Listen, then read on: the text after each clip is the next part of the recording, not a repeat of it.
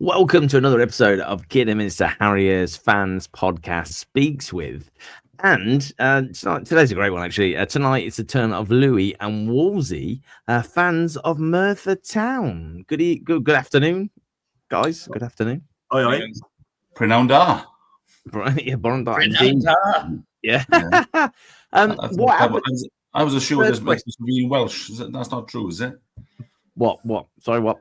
I thought we were doing in Welsh. Oh my god! It's no, we lost out on the contract with S4C apparently. So they hate us. There you go. They absolutely hate. It's not great money. So you're right. Go on. No, right, guys. Listen, this is the first question I got for you. What happened to Merthyr Tydfil, by the way?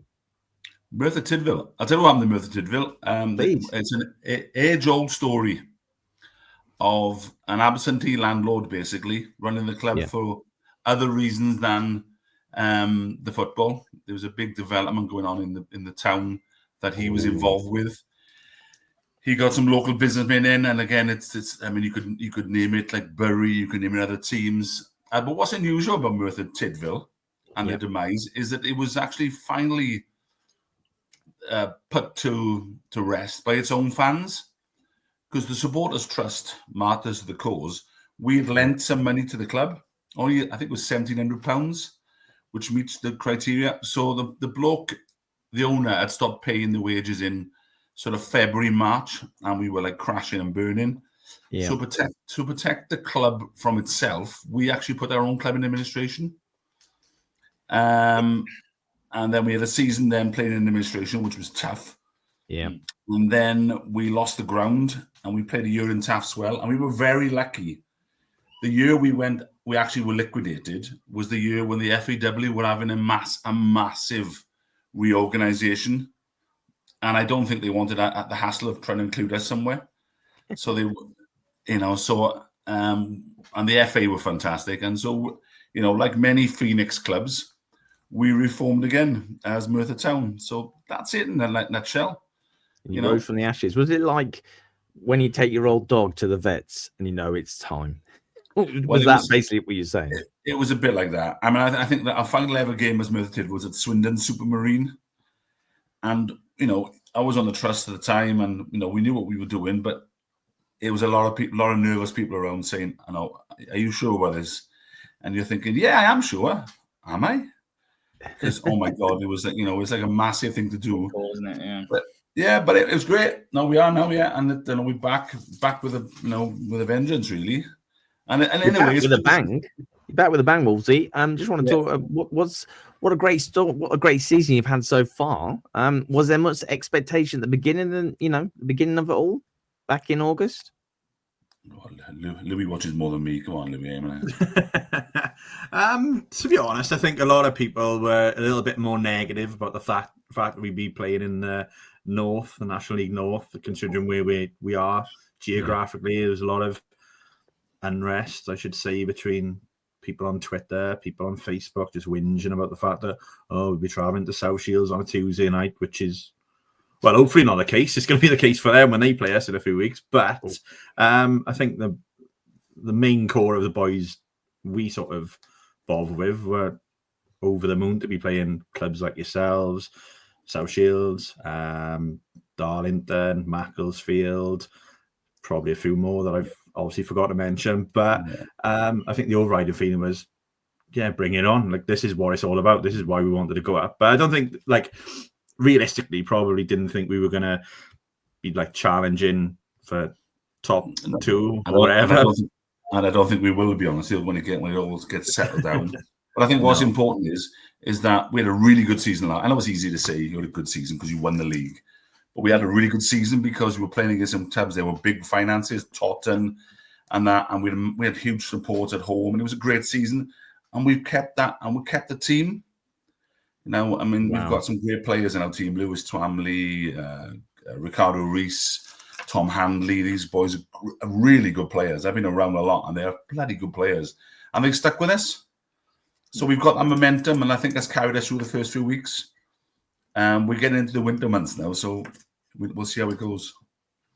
Talking there about Ricardo Rees, that was a player that one of the panel alerted us to. Nick back in the day, I think that was back in July. He was like, "You got to see this guy. This guy's amazing. He's going to score lots of goals. Why don't we try and sign him?" But I'm sure lots of teams did that. John, do you reckon? I believe we did. I believe we inquired about Ricardo Rees, and I wish that inquiry had been sent with a dozen red roses in a helicopter the way he's playing now. I mean, I think a lot of teams in this league absolutely kill to have him in their starting lineup, and certainly after yesterday, we're very much missing a goal scorer.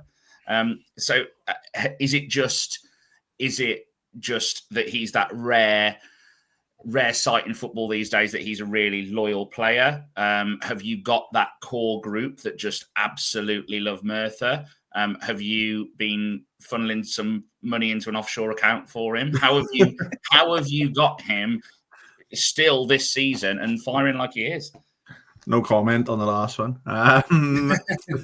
No, to be honest, I think it goes back to like what Wolvesy just said then. Like, since Paul Michael came in, Ricardo was like one of the first players that sort of came with him from his previous club, and the core of the group has been together pretty much for the 3 years. So I think it's always been a case where, like, every season we're thinking, "Oh, is this the season he goes? Is this the season he goes?" But I think last season was the one I thought, he's definitely gone this season, and we ended up keeping him. And I think the feeling was that I think he'd rather play with us than against us, because if he goes to a team in the same league, it's a bit like, well, I could have played for Merthyr anyway in that division. So don't get me wrong, I've got no doubt that if someone like Newport King called in, he'd be gone, and we'd be really, really happy for him. Same with Tramley last season, because Tramley left us halfway through the season. He left in January. It didn't work out at Yeovil, but he's come back, and we love him as much as we did before he left. So yeah, it's always that feeling that, is it going to be his last game for us whenever the transfer window comes around? But he's still here. I don't know how, but long may it continue. I mean, he's a cult figure. He's a cult figure. I mean, the fans love him, and he's got a lot of attention. So, look, it's a bit like, I think Kidderminster is a very similar club. A club with actually got a real core support. And if you've got a player that becomes a bit of a cult player, those players enjoy playing for that team. You can move on. There was a bit of a talk in the close season of him going to Newport County, and I think they went to see his one bad game last season. I think he had one bad game. They went to watch that. Yeah, they didn't sign him, which I'm thinking he's a Newport boy. Newport County are terrible at the moment, and I think he is one of those players where hopefully on Tuesday night you won't even notice him, and then he'll score 2 in the last 5 minutes. I mean, that's what he's like. He's a goal scorer. It could be the last 5 minutes, Wolvesy. It could be the last 20 minutes of injury time, like we seem to have at the moment because of the way we play the game. With Dibble going down and getting injured all the time. So, just the last thing I want to talk about Rees is, what level do you think he could play at? Because I've said in the past, he's probably just waiting for Swansea or Cardiff to come in and say, "Hey, we'll give it a chance" or whatever. Do you think he's that good or not? Oh, well, I do. I think he's good. And whether he's championship level, I don't know. Who knows what he would be like with a proper coaching, but the League 2, League 1, 100%, I mean, I don't think there's a lot, the game gets a bit faster, it gets a bit harder, but, he's still the person who finds a bit of space in the box and scores a goal. I mean, I think maybe a player, was it Paul Tester back in the day? The Tester, played for Kidderminster. He was a similar sort of player. I mean, whenever we played Harriers, he'd be there on the ball, and, again, you think, is Tester playing today? Oh, shit, he just scored. Anyway, So it's those type of players, and he's a great player. He's a great player. Look forward to that. I think maybe one of the reasons that maybe he's still playing for you is this little viral bit of magic. Now, is this as good as everyone says? Oh, it's the best football. It's the best football with 2 sausages and some chips and a bit of curry sauce and bread roll. Is it that good? It is that good. It is, especially when you're having a drink as well at the football, because it does soak up a lot of the alcohol. Although I don't know how much it worked last time I went up there, because I was hammered by half time. So maybe I need to work on that. But yeah, it is. It's the curry, to be honest. The curry sauce makes it. So whether you have it in the carb or whether you don't, for me, it's the curry. The curry is just Premier League foods, non-league level. I think we got to remember in Merthyr is that we still allow the alcohol on the terraces, because that's the match day experience for us. You can drink on the terraces, you can eat on the terraces. So Yeah. it's still very much an old school atmosphere. And that's why we're still attracting some Cardiff and Swansea fans in to watch us play, especially midweek, because they're enjoying that old school pint in your hand and then get yourself 6,000 calories in a bun. Great. I'm really looking forward to trying that. I'm going to be at the game on Tuesday, and 6,000 calories in a bun sounds right up my street. So yeah, I look forward to trying that and seeing if it's as good as the reviews seem. Talking about having a pint on the terraces, we're kind of 50-50 in this league, isn't it? In terms of the grounds that you can drink on the terraces. But for those like me who'll be getting there a bit closer to kick-off, is there anywhere around the ground to get a pint that's friendly for away fans? Well, I think every pub in Merthyr is friendly for away fans, isn't it? I mean, there's a lot of nonsense on social media sometimes, but there's a couple of pubs on the Brecon Road. One's called Parkview. So, it's one of your sort of charming pubs, but it's actually just spit and sawdust, and they'll serve you. Obviously, don't ask for a cocktail there because they haven't a clue what that is. And then up the road, then you've got around the corner, you've got the Griffin, and up the road, then you've got the Growan, which is a great pub. But to be honest with you, if you come to the ground, we've got 2 bars of the ground inside the stadium. There'll be one of the outlets on the theatre end sells alcohol as well, and they also sell some other good bits of food as well in the ground as well. So actually, I'd say come straight to the ground. We'll look. One thing I'm Merthyr, if you've got money in your pocket, we'll get it out of your pocket before you leave. We'll shake you before you leave. In a good way.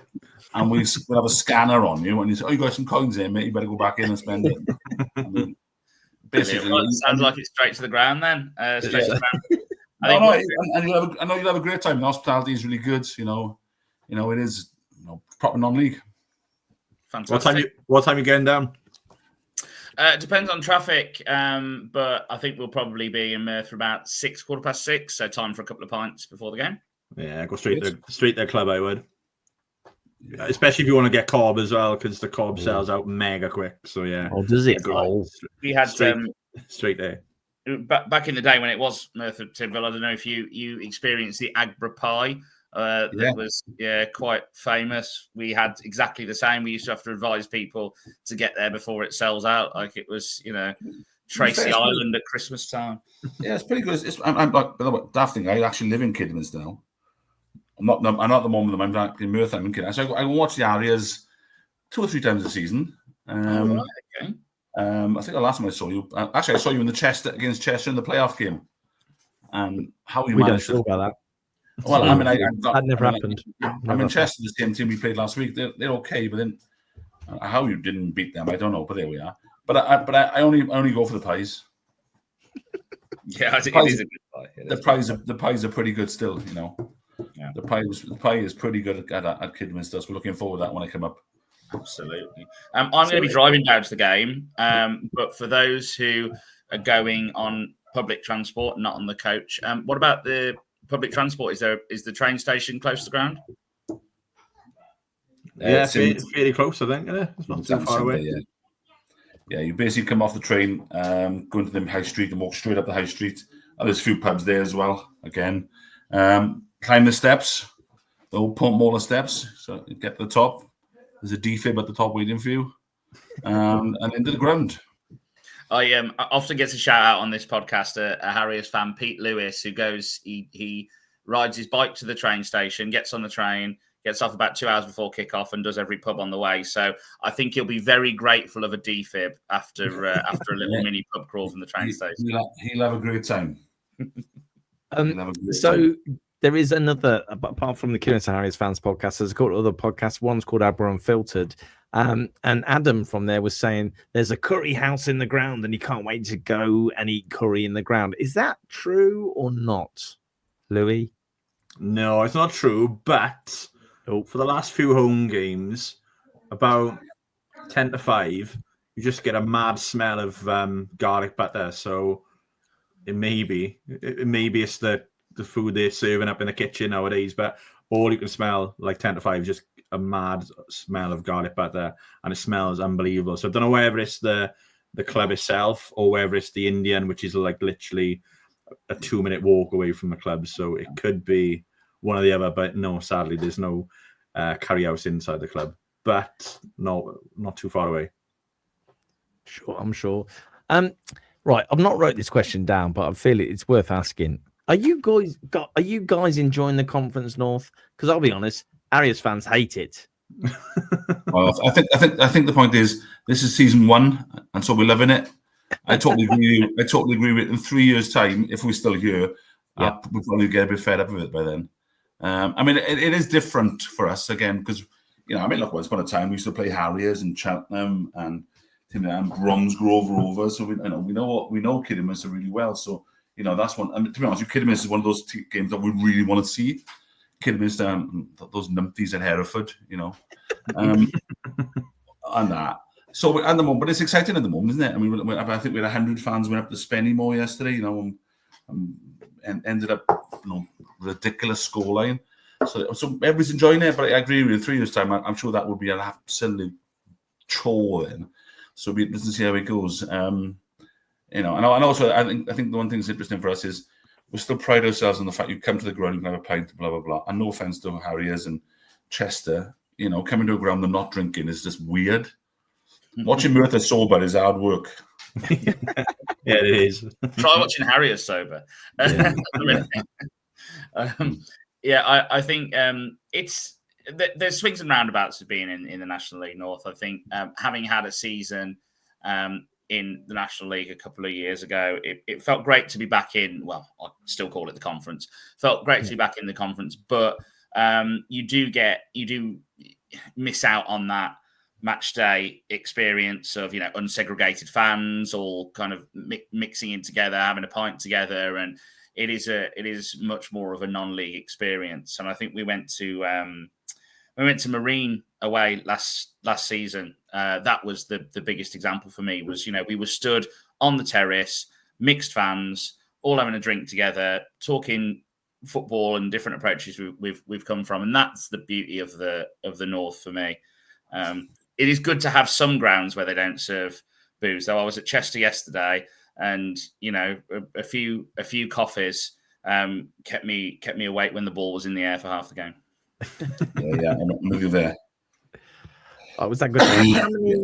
How many people you expect on a rainy Tuesday night in Wales? Well, every Tuesday night it's rainy in Wales, so that doesn't make a difference. Absolutely. I think we'll have 1,500 there. I think 1,500. Louis, what do you think? I think, because we haven't had a home game for a few weeks now because the South Shields one got rearranged. But I think we will, only because it's kind of given us a chance to miss it, because we had 4 home games in a row in September. And by the third one, I was thinking, can't be arsed now. And I didn't. The one game I thought, I really can't be arsed to go. I went and we got pumped 5-0. And I wish I stayed at home. So, I think, and what you noticed was that the amount of crowd is going down and down and down each game. So, hoping the rearranged game has given us a chance to miss it all. And hopefully tomorrow, we'll be back to around about the 1,500 mark, maybe more. You never know. But obviously you guys are a pretty big club for us as well. So hopefully this is what it's all about. This is why we wanted to go in the Conference North. I think we're a bit disappointed. We're playing you on a Tuesday. Yeah, same. Yeah. I mean, I think we wanted to play that on a Saturday, and I think the league don't understand the history. Yeah, I agree. I don't think there's any thought given really now to the importance of these local-ish fixtures, historic fixtures, and where teams have come from. It just seems to be completely random and scattergun, and having to go to Scarborough on a Tuesday night, and then having big games put in the middle of depths of winter. It just seems to be completely random. Whereas back in when you were talking Wolvesy about Bromsgrove Rovers, Merthyr Tydfil, Leek Town, that was my era of starting to support the Harriers back in the early 90s, and everything seemed to be geared around what the big fixtures were. And we never have dreamed of having a Bromsgrove Rovers on a Tuesday night. It would have been it's always Saturday. The whole town, almost the whole town stops as we get together for that. But we'll still bring a good couple of hundred. I think. I know it's great. I mean, we're looking forward to it, and again, we're not planning to segregate because we're the same as you. We just want fans to come together. I mean, Kidderminster and Merthyr back in the day were two big teams in the Southern League back in the day, and we never had any hassle. And I don't think we'll have any hassle now because nobody's interested, to be honest. So, I mean, we're looking forward to it. I just think sometimes the league look at those games and think, oh, that's an easy trip. I would much rather Merthyr went to Bedford midweek than go to Kidderminster, because Kidderminster's a day. I think our game is on a Saturday, isn't it? The return? Yeah, the return, Tuesday. Yeah. No, it was Tuesday night. Is it Tuesday? Is it Tuesday? So. Oh, That's in front of me. We've got them scrolling on the screen, but we've only got up to 4th of November. Yeah, it just takes too long, John, to do it. So just forgive me. That's right. I'm going to get anyway, so lineups. But anyway, it's Tuesday night in Merthyr. It is a Tuesday. Yeah, the returns of Tuesday as well. 10th of Feb. I knew it was a Tuesday because I live in the East Midlands, guys. So although I know someone, my mum lives in Pembrokeshire. I used to live in Pembrokeshire. I always wanted to go and visit Merthyr, especially when I saw the cob with the things, but I just couldn't be bothered in the end. I just thought, no, there's got to be a reason to go, and it would be to go and see Harriers there. I'm sure it'd be lovely and stuff. But yeah, I live in the East Midlands, so for me, the trip's about 4 hours there and 4 hours back, and on Tuesday night, you got no chance of that happening. Do you know what I mean? It's just ridiculous. Don't be so defeatist, man. You know, I mean, it's almost like being a Truro fan. England's really flat. You just drive just westerly direction, and then you hit the hills, and you're there. It's easy. Scream through Hereford as fast as you can, and then I get it. I understand. So when you get to the ground, can you pay with cash or card or with both? Both. I think. Both. Pretty sure you can. Yeah, pretty sure. Both. You can pay with card. You can pay with cash. You can buy online now as well, I think, can't you? Buy online if you want to come as well in advance. I think Kidderminster fans have been buying tickets in advance. I think Kidderminster fans are going through there's no segregation, but your fans are going through a one turnstile. So that's how it's working. But no, cash and card taken. As I said, we will take anything. If you want to barter some chickens with us, we'll take anything you want off us. We just want to get the money off you. I just think, John, I don't know about you, mate, but I think more teams should allow you to barter to get into the ground, like with other things. I think so. Yeah. I think anything that we can exchange, really. I mean, back in the old days, you could have brought a carpet down with you. In the old days. Could have brought Prince's carpet. I mean, if you'd have asked us this time, if you'd have asked us this time last week, there's probably a couple of players who would have exchanged to get in. But yesterday was much better.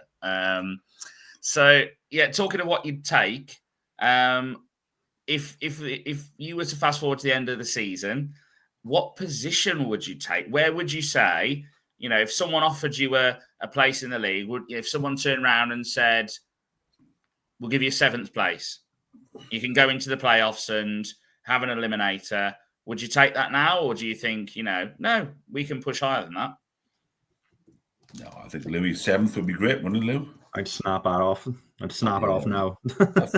I think we'd all be very happy with a nice year in mid-table and everything. But we have had a really bizarre start to the season because, apart from the Chester game, we either win or we lose. I mean, so we actually lost half the games we played, but we sort of 8th or 9th. So it's a really strange league, isn't it? Everybody beats each other, blah blah blah. So I think we'd take 7th today if you want to do if you want to offer to us. But the reality is, putting mid-table just to blow that will be absolutely fine. Even our Chester game didn't even feel like a draw either, and I felt like a loss for half of it. And felt like we won it at the end because we got a 2-2 draw, but it didn't feel like a draw. It just felt like it felt like last season when we won the league because the amount of celebrations at the end, a few limbs in the stand. Yeah. They're a strange bunch, Chester. Strange. Yeah. I was very disappointed by the atmosphere that was created there yesterday. I think I remember going there years ago and it being quite an intimidating place to go. But until they scored, they were largely silent yesterday. Same against us. Exactly the same against us. I mean, we were expecting a little bit of not hostility, but a bit of an edge because You know, it's been a Welsh club, although they are a Welsh club as well, to be honest. You know, but it was very quiet there, you know. Especially when we scored the second, it was hilarious then. Do you remember in COVID back in the day, was it Chester that was the ground where half of it was in Wales and half of it was in England, and it was against the law to it was against the law or something or other. I think it was the most random thing. Yeah, the ground is in Wales and the offices are in England. That's why the offices stick out in front. Of course they do. Of course they do. My son had a great time yesterday because as we walked out of the ground, he's like, we were looking at the map and like, right, we're in Wales, almost right, and then we got through the car park. Right, now we're back in England. Look, give us a few years, there'll be a passport control there. Yeah. Of course there will. Of course there will. Is there anything else that we need to know, guys, from you? You've been lovely. Thank you, Louis. Thank you, Wolvesy. Anything else that we need to know, do you think? No, I mean, look, if you come in Merthyr on Tuesday, the car park is usually pretty full, right? So, I mean, because we've mostly pre-sold most of the things. So that the car parking is down the bottom of the ground in the streets there. Perfectly safe. It's one of the nicer parts of Merthyr. Nice. It's with a low benchmark, mine, but there we are. And that's fine. Up to the ground, come in. We've got two bars. One is sort of outside the ground. That's Roman's bar. And one is inside the ground. That's Webley's bar. The other stand the other side is known as, I don't know if you know this, it's actually called the Wank Bank. So there we are. And there's Holvy's tea bar there. That's where the cob and chips are. I would suggest your fans go there before the match to get their cob and chips because people will be buying them. There's cover on three sides of the grounds, you know. So if it is well, good old Welsh weather, you know, and you know, I think you'll have a good time. And as for Merthyr, maybe similar to the Harriers at the moment, who knows what team will turn out tomorrow? I think we'll play good football again. We will try to play good football. Some of the teams like Radcliffe have sort of found us out a bit, but I'm not putting a right curse on this now. But I can tell you, it won't be 0-0. Yeah, I think if there's one game you can go into at the minute thinking it's not going to be 0-0, it's against Merthyr or against South Shields, but that's for different reasons. Really, really looking forward to it. I think, it'll be great to get in a proper non-league atmosphere on a Tuesday night and hopefully see a really exciting game. And I hope that you never know, we might even score more than one goal. Which calm down, John. You've been drinking, son. Calm down. Well, I can at Merthyr, and that's the important. Well, I can't because I'm driving, but the passengers I'm taking can at Merthyr, and that's the important thing. Yeah. Absolutely. We're sort of we're like Newcastle and the Keegan. We are. You score 2, and we'll try and score 3. You know, so that's more or less how things. Which is, I'll be honest with you, will it win this league? No, it won't. But is it good to watch? Yes, it is. That's fine. Do you know what? Wolvesy, we chatted about this on the podcast before, didn't we, John? And it was all about, would you rather take 3 points or be entertained? I can't remember what the outcome was, John. Do you remember what the outcome was? I'd say everyone's going to say 3 points on the whole. I think I was at Kings Lynn on that Tuesday night, and you were, Wes, as well. Beautiful. I know it was Kings Lynn on that Tuesday night when it was, we pardon my French, absolutely shithouse to 1-0 win. We had one shot on target and then sat Great back shot. and they just peppered us for the rest of the game.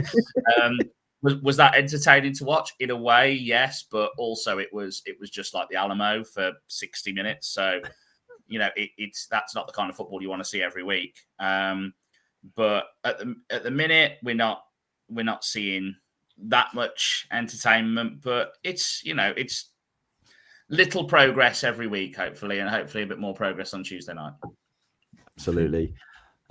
So Louis, Wolvesy, thank you so much for coming on Kidderminster Harriers Fans Podcast. I hope we can return the favour at some point if you do anything else other than not listen to yourself on Spotify, Louis, as you rightly said at the very beginning.